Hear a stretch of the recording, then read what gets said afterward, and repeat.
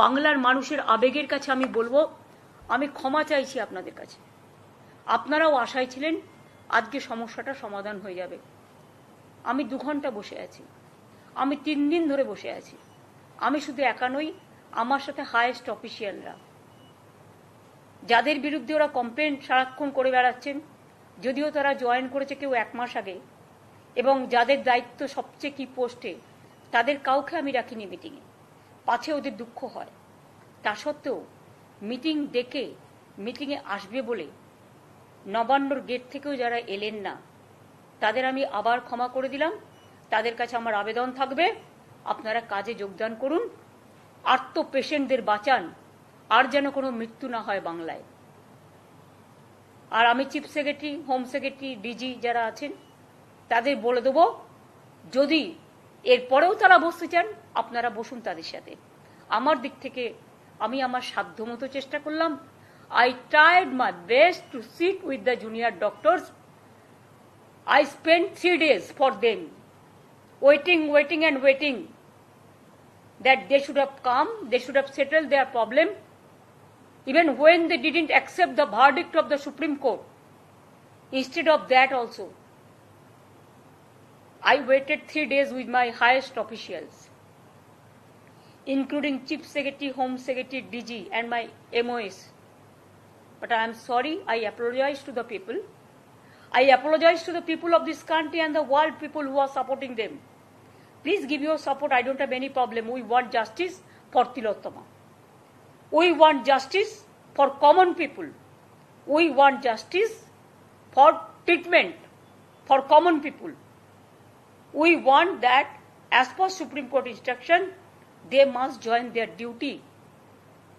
Though 3 days are over after the Supreme Court verdict, instead of that also we are not taking any disciplinary action, because sometimes we have to tolerate.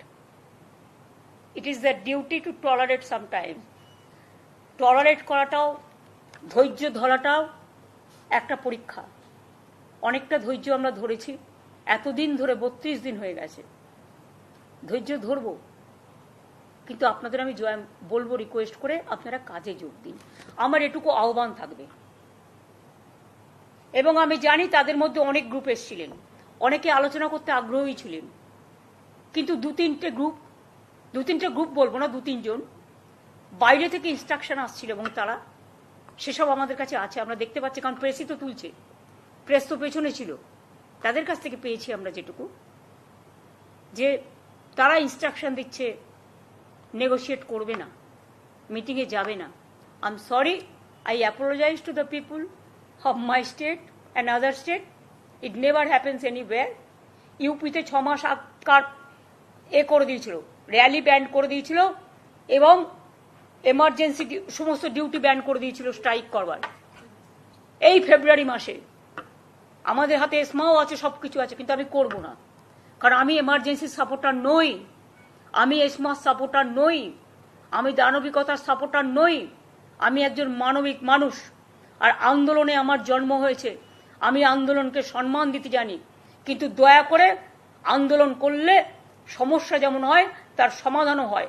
আমি 26 দিন সিঙ্গুর নিয়ে আন্দোলন করেছিলাম, বামফ্রন্ট সরকারের একজন মন্ত্রীও আসেনি আমার সাথে কথা বলতে। আমি 14 দিন ধর্ণা করেছিলাম, সিঙ্গুরে আসেনি।